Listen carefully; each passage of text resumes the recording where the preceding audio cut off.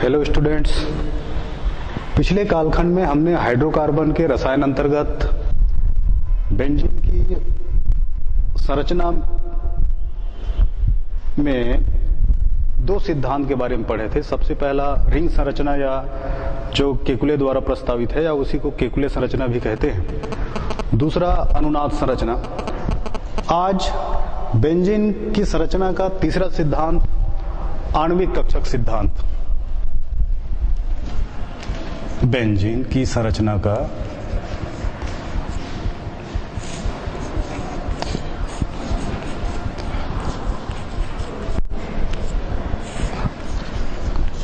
आणविक कक्षक सिद्धांत।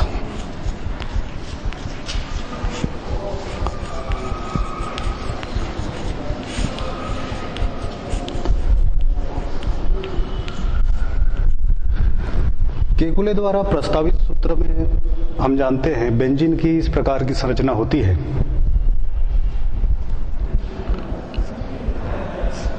छह कार्बन परमाणु एक समषटभुज में स्थित रहते हैं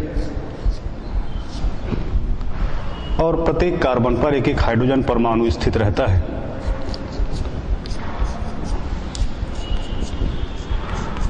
और एकांतर एकल व द्विबंध स्थित रहता है, अर्थात double bond, single, double, single, double. ये केकुले द्वारा प्रस्तावित सूत्र या संरचना।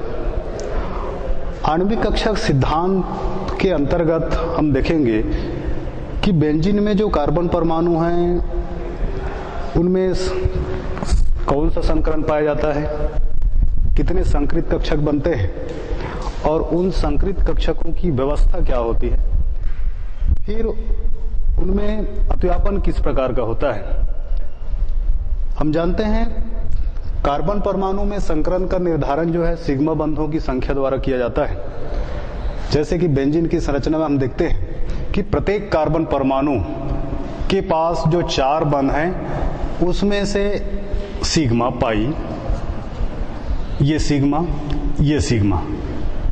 सिंगल बॉन्ड हमेशा सिग्मा ही होता है। डबल बॉन्ड में पहला सिग्मा, उसके बाद दूसरा जो है पाई होता है। तो इस तरीके से हम सभी कार्बन परमाणु पर देखेंगे तो प्रत्येक कार्बन परमाणु पर सिग्मा बंधों की संख्या 3 है, अर्थात इसमें प्रत्येक कार्बन परमाणु के 3 कक्षक ही संकरण में भाग लेंगे। उत्तेजित अवस्था में हम जानते हैं कार्बन परमाणु के 2s और ये 2p कक्षक में हम देखते हैं ये प्रत्येक कक्षक में एक एक इलेक्ट्रॉन होता है और सिग्मा बंधों की संख्या द्वारा स्पष्ट हो रहा है कि प्रत्येक कार्बन पर 3 सिग्मा बंध है, अर्थात संकरण में ये 3 कक्षक ही संकरण में भाग लेंगे, अर्थात इनमें संकरण होगा sp2 संकरण। और ये जो 2pz कक्षक जो है जो संकरण में भाग नहीं लेता है ये असंकरित कक्षक है, असंकरित कक्षक।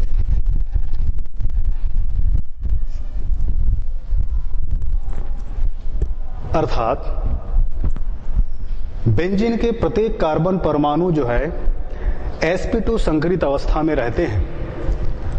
प्रत्येक कार्बन परमाणु sp2 संकरित अवस्था में रहते हैं, अर्थात प्रत्येक कार्बन परमाणु के पास 3 sp2 संकरित कक्षक, 3 sp2 संकरित कक्षक, संकरित कक्षक, ये 1, 2, 3 प्रत्येक कार्बन के पास 3 sp2 संकरित कक्षक होते हैं। फिर इनकी व्यवस्था को देखते हैं। sp2 संकरण में हम जानते हैं कि संकरित कक्षक जो हैं त्रिकोण रूप में एक समतल में त्रिकोण रूप में व्यवस्थित रहते हैं। जैसे कि इनकी व्यवस्था को एक बार लिखते हैं।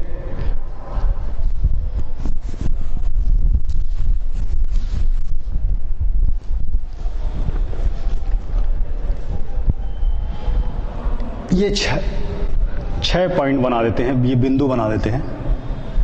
2 3, 4, 5, 6।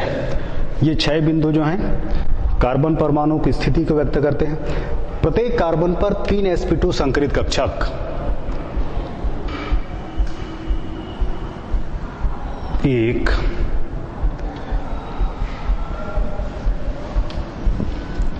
ये एक छोटा लोब होता है। हमेशा संकरित कक्षक में एक बड़ा लोब और एक छोटा लोब।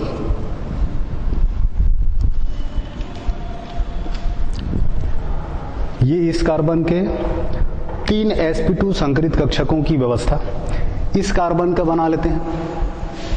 एक, ये इधर अतिव्यापन करने के लिए इसको 2, 3, तीनों के छोटे लोब 2, ये 3। इस कार्बन परमाणु के 3 sp2 संकरित कक्षक 1, 2, 3,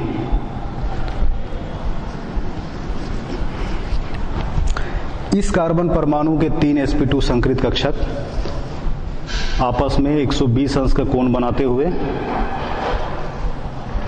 ये इस तरीके से व्यवस्थित रहते हैं। इस कार्बन के 3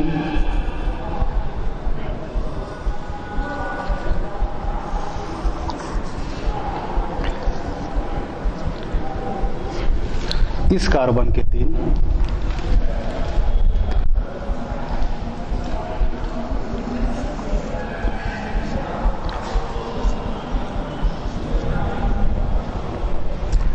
ये कार्बन के 3 sp2,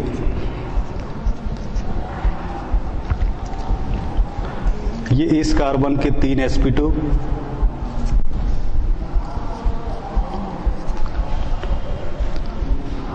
ये एक sp2, sp2, ये sp2, इस कार्बन के 3 ये sp2,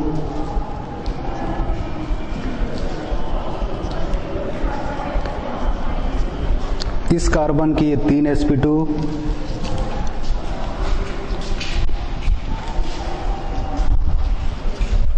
इस कार्बन की ये 3 sp2। ये प्रत्येक कार्बन परमाणु के 3 sp2 की व्यवस्था 120 अंश का कोण बनाती हुई, ये सभी कोण जो हैं 120 अंश के हैं। ये व्यवस्था हो गई। अब देखते हैं इनमें अतिव्यापन।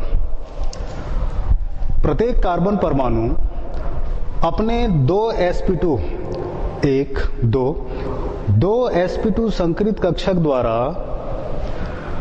निकटस्थ कार्बन परमाणु से sp2 संकरण के फलस्वरूप cc सिग्मा बंध बनाते हैं। ये cc सिग्मा बंध बनता है। कार्बन परमाणु एक sp2 द्वारा दूसरे इस कार्बन परमाणु के sp2 द्वारा एक ये cc सिग्मा बंध, दूसरे sp2 के द्वारा दूसरे कार्बन परमाणु के ये सिग्मा बंध। वैसे ही ये कार्बन परमाणु इस कार्बन परमाणु के sp2 के साथ अतिव्यापन करके ये cc बंध, ये कार्बन परमाणु इस sp2 संकरित कक्षक के द्वारा इस कार्बन परमाणु के sp2 संकरित कक्षक के साथ अतिव्यापन करके ये cc सिग्मा बंध। वैसे ये कार्बन परमाणु इस sp2 के द्वारा इधर, इस sp2 के द्वारा इधर वाले कार्बन के साथ sp2 अतिव्यापन करके cc सिग्मा बंध बनाते हैं। तथा प्रत्येक कार्बन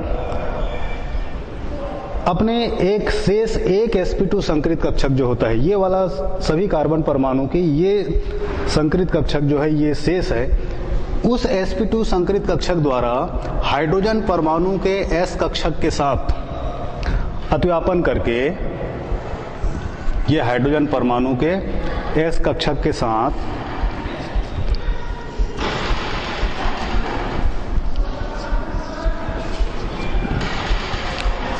अतिव्यापन करके CH सिग्मा बंध बनाते हैं। CH सिग्मा बंध बनाते हैं।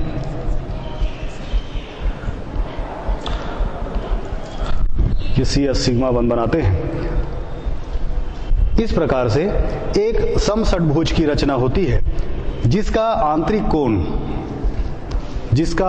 कोण 120 अंश का होता है। ये सभी कोण जो हैं ये 120 अंश का होता है।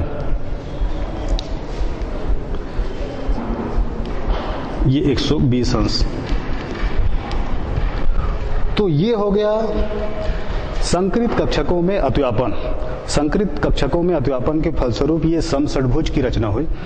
अब सभी कार्बन परमाणु पर, सभी 6 कार्बन परमाणु पर एक असंकृत 2pz कक्षक शेष बचा रहता है जो एक दूसरे के समानांतर अर्थात ये एक समषटभुज को ऐसे इस तरीके से ऐसे व्यवस्थित कर देते हैं।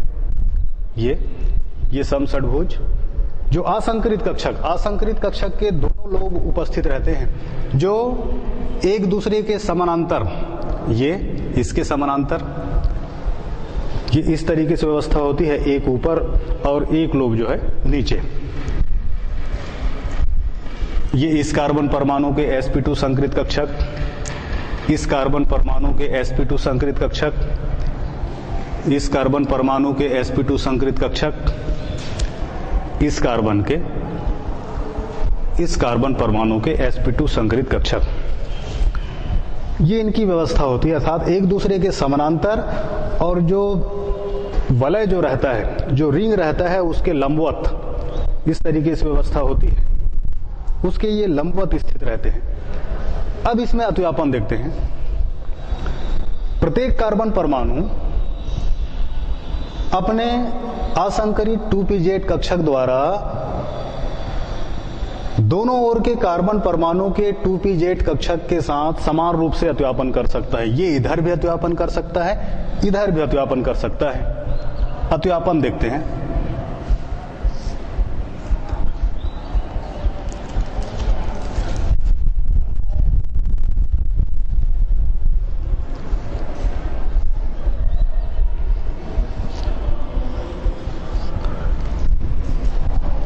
ये इधर भी ये पार्श्व अतिव्यापन,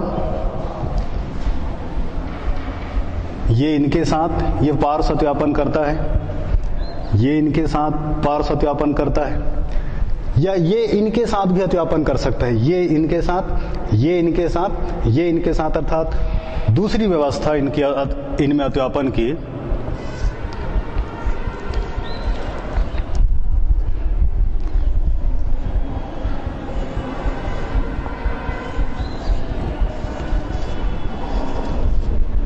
ये पी कक्षक, इस व्यवस्था में इधर अतिव्यापन किया हुआ है। दूसरी व्यवस्था ये इधर पार्श्व अतिव्यापन कर सकता है, तो ये इनके साथ पार्श्व अतिव्यापन करेगा, ये इनके साथ पार्श्व अतिव्यापन करेगा, अर्थात दोनों को एक साथ लिख देते हैं।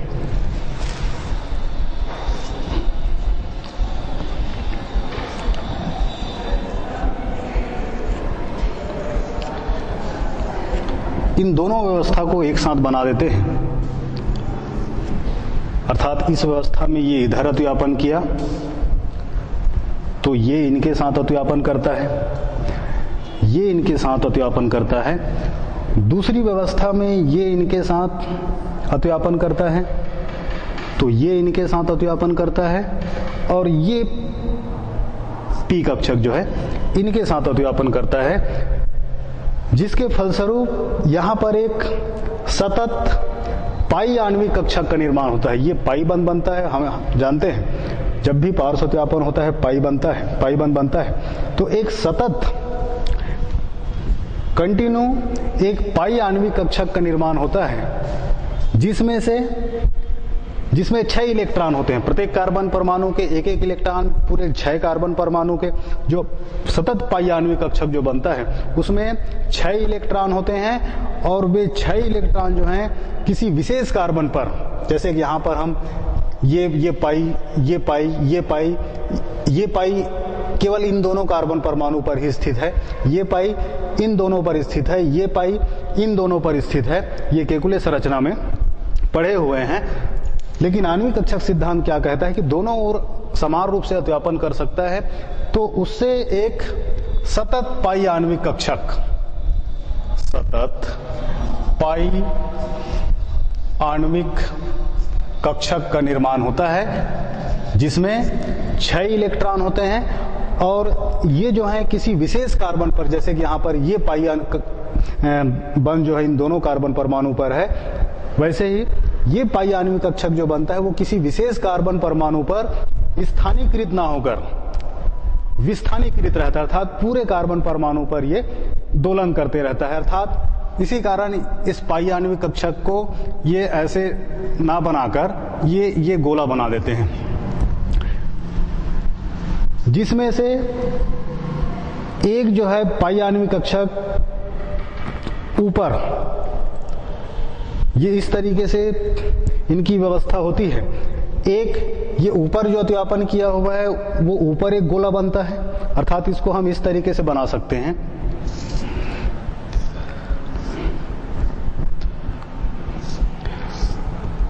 पाई आणविक कक्षक को, एक पाई आणविक कक्षक जो है ये तल के ऊपर और दूसरा जो है ये तल के नीचे इस तरीके से ये पाई आणविक कक्षक की व्यवस्था होती है। तो ये है बेंजीन की संरचना का आणविक कक्षक सिद्धांत। सबसे पहले संकरित कक्षक कार्बन परमाणु में किस प्रकार का संकरण होता है ये देख लेते हैं, फिर उनकी व्यवस्था क्या होती है, मतलब कितने संकरित कक्षक होते हैं, 3 sp2 संकरित कक्षक, उनकी व्यवस्था ये 120 अंश का कोण बनाते हुए व्यवस्थित होते हैं। फिर इनमें अतिव्यापन क्या होता है उसको लिखना है। तो अतिव्यापन प्रत्येक कार्बन परमाणु 2 sp2 संकरित कक्षक द्वारा दूसरे कार्बन परमाणु के साथ अतिव्यापन करके CC सिग्मा बंध बनाते हैं और शेष एक जो sp2 संकरित कक्षक जो रहता है उसके द्वारा हाइड्रोजन परमाणु के साथ अतिव्यापन करके CS सिग्मा बंध बनाते हैं। इस प्रकार से बेंजीन में 1 2 3 4 5 6 CC सिग्मा बंध और 1 2 3 4 5 6 CS सिग्मा बंध होते हैं, जिससे एक समषटभुज की रचना होती है और जिसका आंतरिक कोण 120 अंश का होता है। ये संकरित कक्षकों की व्यवस्था बताए। उसके बाद जो 2pz असंकरित कक्षक बनता है उनकी व्यवस्था को बताते हैं, उनकी व्यवस्था क्या होती है, फिर किस प्रकार का अतिव्यापन होता है और उसके फलस्वरूप क्या बनता है ये बताते हैं। तो प्रत्येक कार्बन परमाणु पर एक 2pz असंकरित कक्षक उपस्थित रहता है, जो दोनों ओर के कार्बन परमाणु इधर भी और इधर भी दोनों ओर के कार्बन परमाणु के 2pz कक्षक के साथ समान रूप से अतिव्यापन कर सकता है, जिसके फलस्वरूप एक सतत पाई आणविक कक्षक का निर्माण होता है, जिसका एक वलय तल के ऊपर और दूसरा वलय जो है तल के नीचे स्थित रहता है। अब इसके बाद बेंजीन बनाने की सामान्य विधियां देखते हैं।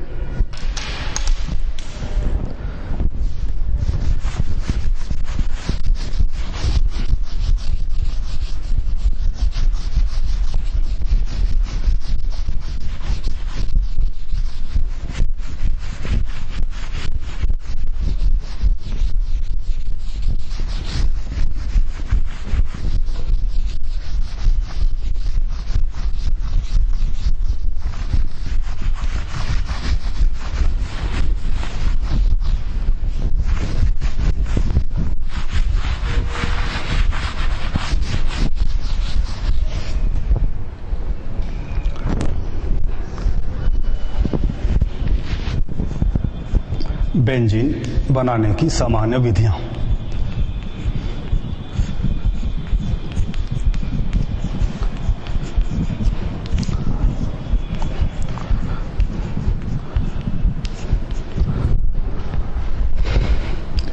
ये संरचना होती है बेंजीन की, ये एक समषटभुज और ये पाई आणविक कक्षक को गोले के रूप में या अणुसूत्र के रूप में लिख देते हैं, तो इनका अणुसूत्र होता है C6H6। बेंजीन को फिनाल से बना सकते हैं। कैसे बनाते हैं फिनाल से? फिनाल क्या होता है? ये बेंजीन रिंग और यहां पर इस पोजीशन पर ये OH, फिनाल को जिंक पाउडर के साथ गर्म करते हैं। जिंक पाउडर के साथ गर्म करते हैं। बेंजीन में हम जानते हैं ये प्रत्येक कोना जो होता है वो CH होता है, CH CH CH CH CH, लेकिन यहां पर केवल C है और उसके साथ ये OH जुड़ा हुआ है। तो जब फिनाल को जिंक पाउडर के साथ गर्म करते हैं तो जिंक जो है ये ऑक्सीजन को ले लेता है और ये H यहां पर जुड़ जाता है, ये H यहां पर जुड़ गया और ये बन गया। ये क्या है, H जुड़ गया, यहां पर केवल C था, H जुड़ा तो ये बन जाता है बेंजीन। प्लस जिंक जो है ये ऑक्सीजन के साथ जिंक ऑक्साइड बना लेता है। दूसरी विधि है एसिटिलीन के बहुलीकरण से। एसिटिलीन के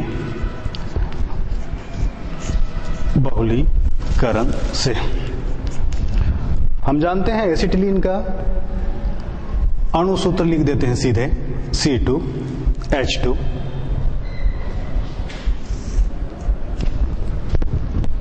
बेंजीन का अणुसूत्र C6H6।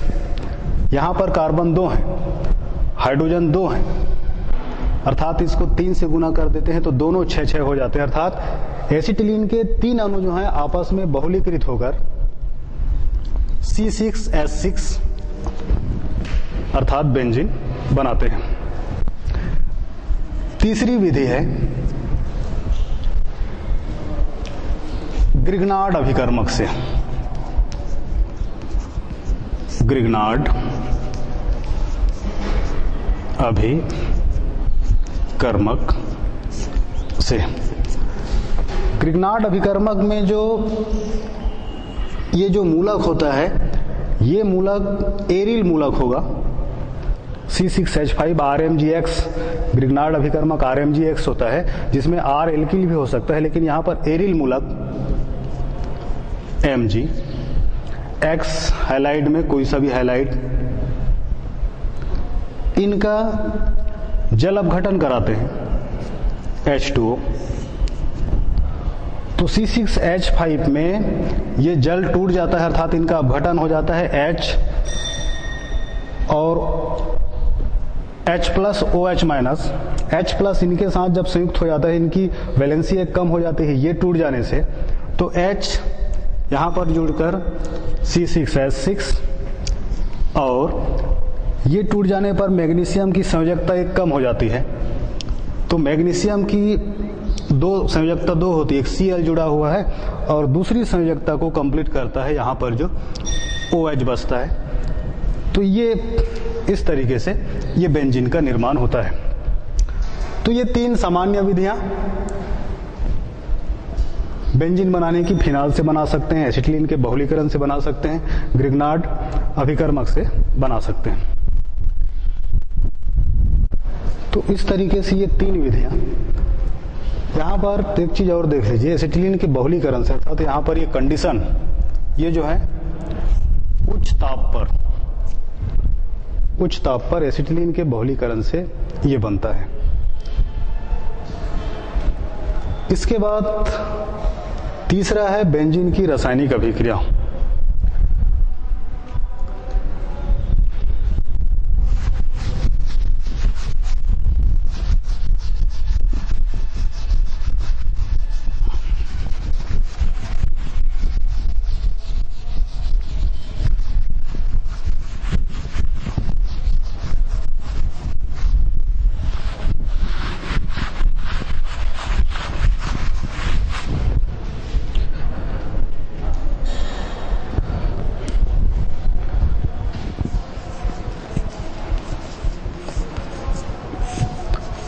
बेंजीन की रासायनिक अभिक्रिया।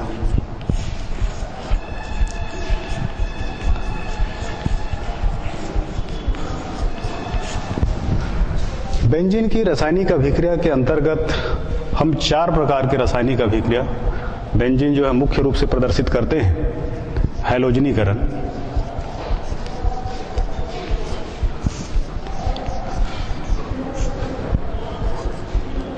दूसरा नाइट्रीकरण, नाइट्रीकरण। तीसरा सल्फोनीकरण,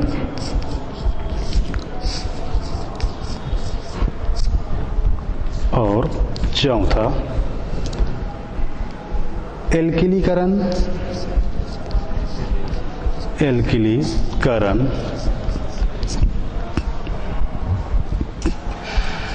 एवं एसिलीकरण, एसिलीकरण। और इसी को एल्किलीकरण और एसिलीकरण को फ्रीडल क्राफ्ट अभिक्रिया, फ्रीडल क्राफ्ट अभिक्रिया के नाम से जानी जाती है, एल्किलीकरण एवं एसिलीकरण को। सबसे पहले देखते हैं हैलोजनीकरण।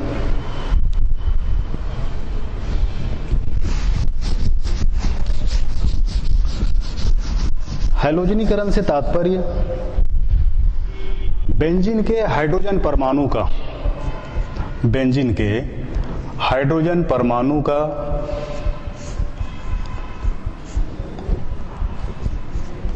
हैलोजन परमाणु, हैलोजन परमाणु, ये हैलोजन परमाणु है FCl Br I, इनके द्वारा हैलोजन परमाणु द्वारा विस्थापन, ये कहलाता है हैलोजनीकरण। और हैलोजनीकरण अभिक्रिया जो है सूर्य प्रकाश की अनुपस्थिति में अर्थात अंधेरे में होती है। सूर्य प्रकाश की अनुपस्थिति अर्थात अंधेरे में एवं हैलोजन वाहक,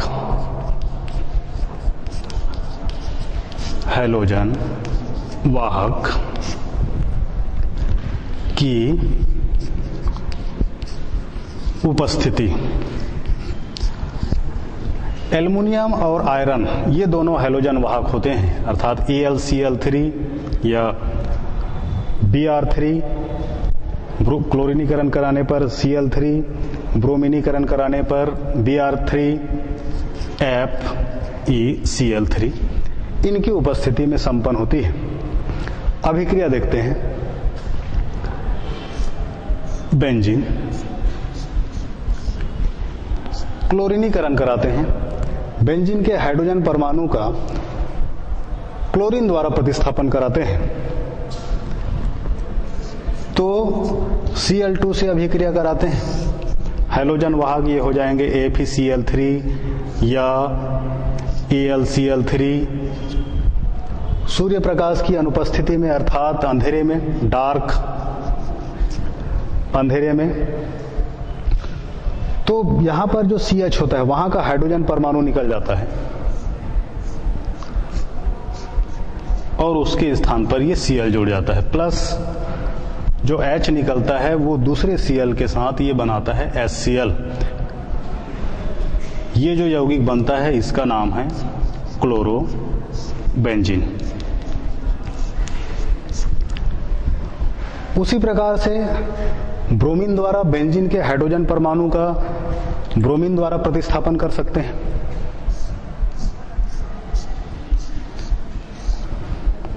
प्लस Br2 Fe, ये Br3 हो जाएगा।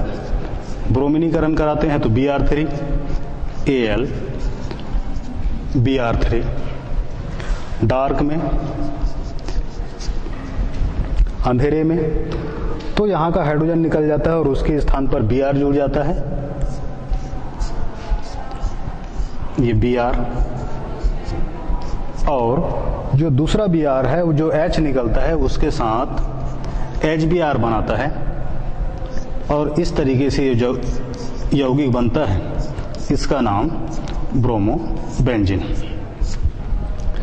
तो इस तरीके से क्लोरीन परमाणु द्वारा बेंजीन के हाइड्रोजन परमाणु का विस्थापन कर दिए, ब्रोमीन परमाणु द्वारा विस्थापन कर दिए।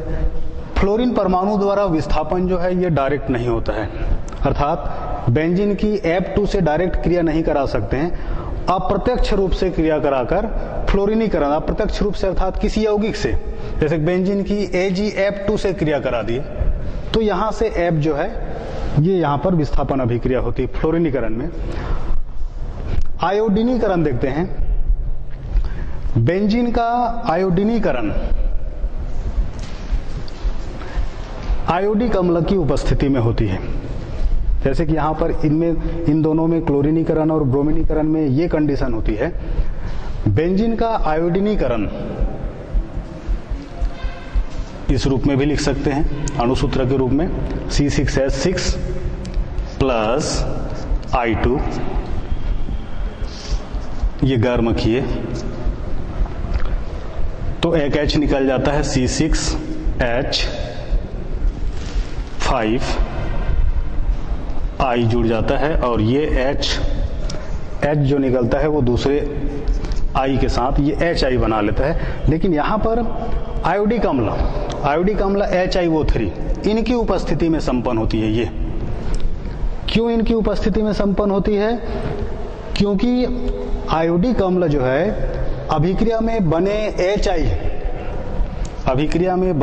HI को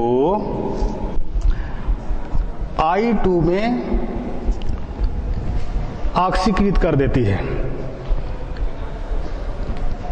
तो इसको HI को I2 में क्यों ऑक्सीकृत कराते हैं? क्योंकि HI जो है, यदि ऐसा नहीं होता, HiO3 की उपस्थिति में अभिक्रिया नहीं होती, तो बना हुआ HI जो है अभिक्रिया को उत्क्रमणी बना देगा। ये दोनों आपस में संयुक्त होकर फिर से ये बना लेंगे, अर्थात इनका आयोडीनीकरण, इनसे आयोडीन जो है जुड़ ही नहीं पाएगा। इस कारण इनकी उपस्थिति में संपन्न कराते हैं, आयोडिक अम्ल की उपस्थिति में संपन्न कराते हैं। तो आयोडिक अम्ल जो है HI को I2 में ऑक्सीकृत कर देती है, जिससे ये अभिक्रिया उत्क्रमणी नहीं हो पाती, अर्थात ये बन जाता है। अभिक्रिया को बैलेंस करते हैं, ये I निकल गया। अब हाइड्रोजन और ऑक्सीजन बच गया, और हाइड्रोजन और ऑक्सीजन जो है पानी बनाते हैं। बैलेंस करते हैं अभिक्रिया को। यहां पर ऑक्सीजन 3 है, तो इसको 3 से गुना कर दिए तो ये ऑक्सीजन 3, ये 3 ऑक्सीजन हो गया। अब हाइड्रोजन हो गए 6, यहां पर ये बैलेंस है, इसको गुना नहीं करेंगे। ये 6 हो गया, ये 1 और ये 5, तो ये 5 और 1 6, और आयोडीन हो गया अब 5 6, यहां पर ये 2 लिखा हुआ है, अर्थात इसको ये 3 से गुना कर देते हैं। तो ये कंडीशन होती है आयोडीनीकरण के लिए। इसके बाद दूसरी बेंजीन की रासायनिक अभिक्रिया नाइट्रीकरण।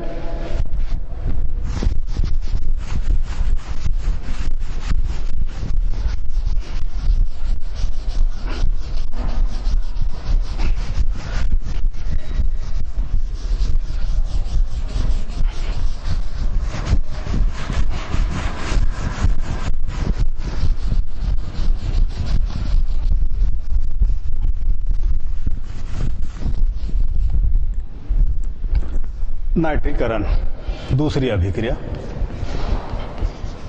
नाइट्रीकरण।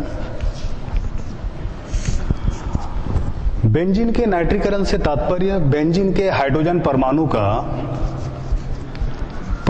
का NO2 समूह द्वारा विस्थापन। हैलोजनीकरण में हैलोजन परमाणुओं द्वारा विस्थापन होता है, और यहां पर NO2 समूह द्वारा विस्थापन, ये कहलाता है नाइट्रीकरण।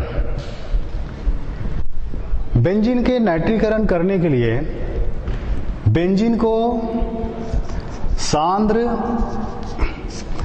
H2SO4 की उपस्थिति में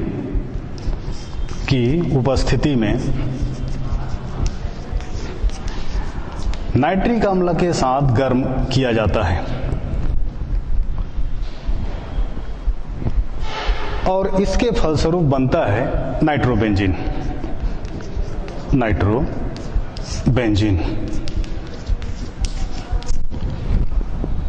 समीकरण देखते हैं, समीकरण के रूप में इसी को व्यक्त करते हैं। ये बेंजीन प्लस सांद्र HNO3 सांद्र H2S कॉन्सेंट्रेट भी बोलते हैं, H2SO4 की उपस्थिति में गर्म करते हैं तो यहां से हाइड्रोजन निकल जाता है और NO2, यहां का जो NO2 है O2 जुड़ता है तो एक ऑक्सीजन यहां पर बचा और ये H बचा हुआ है, ये NO2, इस यौगिक का नाम है नाइट्रोबेंजीन।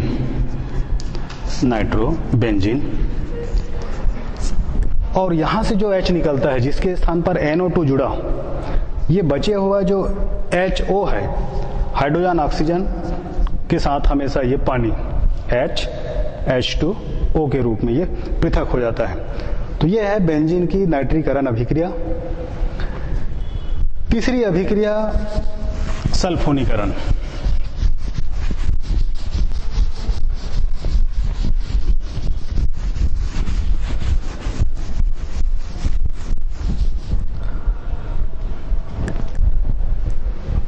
तीसरी अभिक्रिया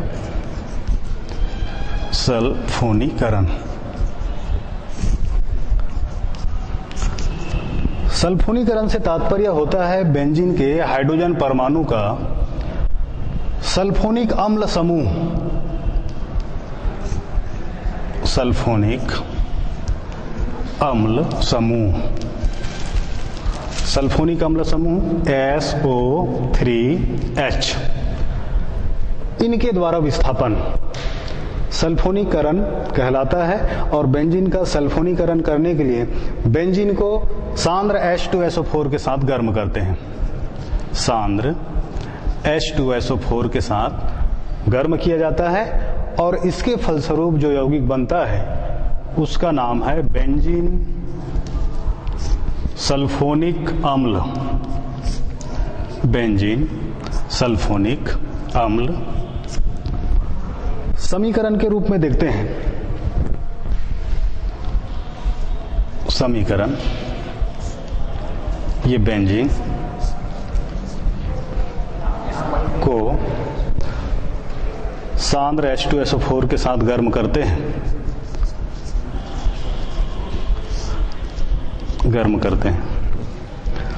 तो यहां से हाइड्रोजन परमाणु निकल जाता है और SO3, एक O बचा, एक H बचा और एक O बचा। SO3H समूह जो है यहां पर जुड़ जाता है, SO3H, और जो बचा हुआ HO जो है यहां से जो H निकलता है उसके साथ ये बनाता है H2O। ये इस यौगिक का नाम बेंजीन सल्फोनिक अम्ल।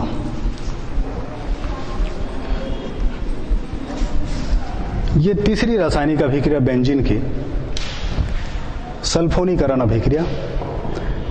इसके बाद चौथी अभिक्रिया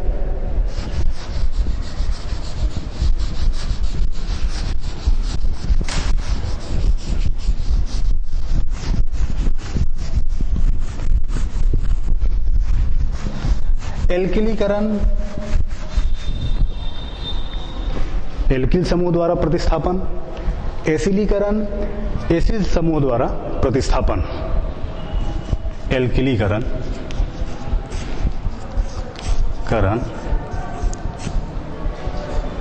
एवं एसिलीकरण,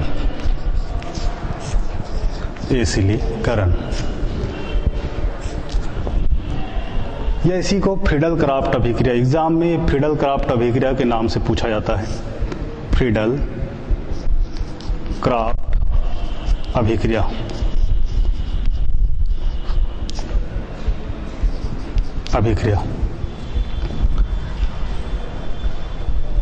एल्किलीकरण को भी फ्रीडल क्राफ्ट अभिक्रिया कहते हैं, एसिलीकरण को भी फ्रीडल क्राफ्ट अभिक्रिया कहते हैं।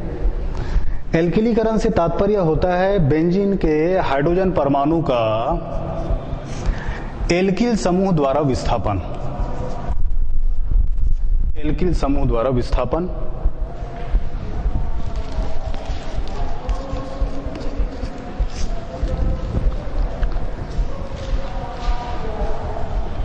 एसिलीकरण से तात्पर्य होता है बेंजीन के हाइड्रोजन परमाणु का एसिल समूह द्वारा विस्थापन, और उसी दोनों को एक साथ ये फ्रीडल-क्राफ्ट अभिक्रिया कहते हैं। और ये संपन्न होती है, दोनों अभिक्रिया संपन्न होती है निर्जल एल्युमिनियम क्लोराइड की उपस्थिति में।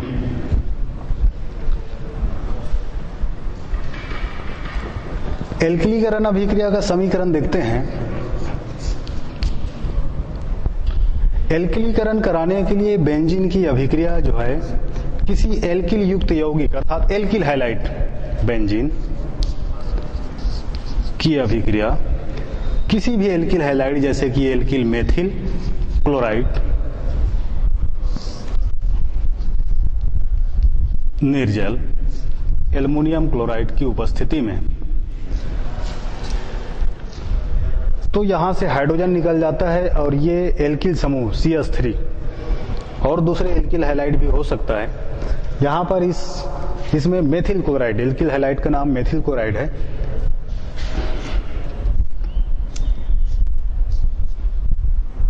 ये CH3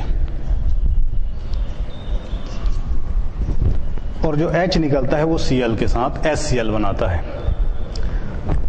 एल्किलीकरण अभिक्रिया के फलस्वरूप जो यौगिक बनता है इसका नाम एल्किल बेंजीन, जो भी एल्किल की अभिक्रिया कराते हैं एल्किल बेंजीन। तो समीकरण के रूप में यदि ये लिए हुए हैं तो जो एल्किल बेंजीन बना उसका नाम हो जाएगा मेथिल बेंजीन, या मेथिल बेंजीन को ही क्या बोलते हैं टॉलुइन के नाम से जाना जाता है, मेथिल बेंजीन,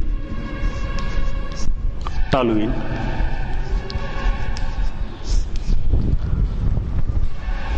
ये भी एक फ्रीडल-क्राफ्ट अभिक्रिया है, एल्किलीकरण को ही केवल फ्रीडल-क्राफ्ट अभिक्रिया बोल सकते हैं।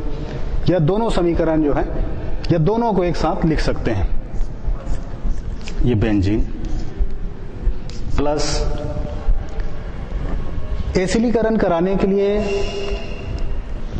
हाइड्रोजन परमाणु का एसिल समूह द्वारा प्रतिस्थापन होता है, और एसिल समूह जो है किसी एसिड के हैलाइड, एसिड हैलाइड जैसे कि CH3CO OH निकालकर Cl जोड़ देते हैं, एसिटिक अम्ल का OH निकालकर Cl लिख दिए, तो ये है acetyl chloride, acetyl chloride, acetyl chloride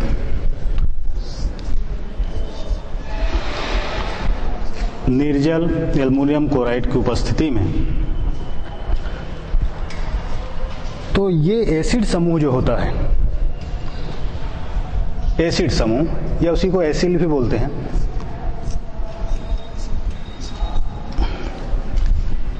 ये COCH3 ये Cl निकला तो इनकी संयोजकता कम हुई तो ये कार्बन के साथ जुड़ता है, और जो H निकलता है ये HCl बनाता है। तो ये बन जाता है, ये एक एसिल बेंजीन।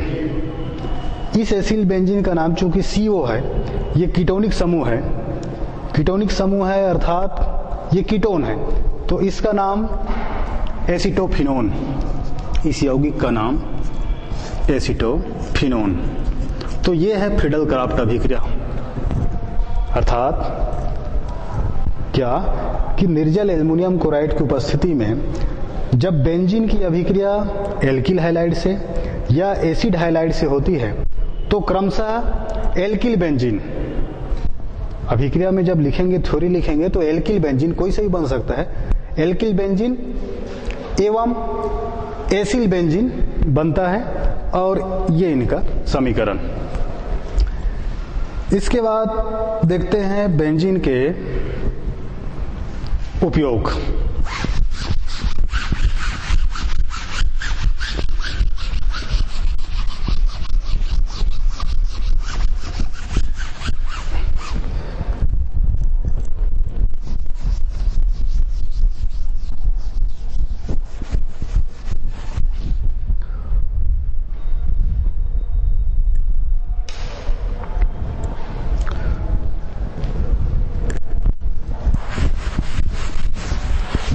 तो बेंजीन के 4 प्रमुख उपयोग हैं।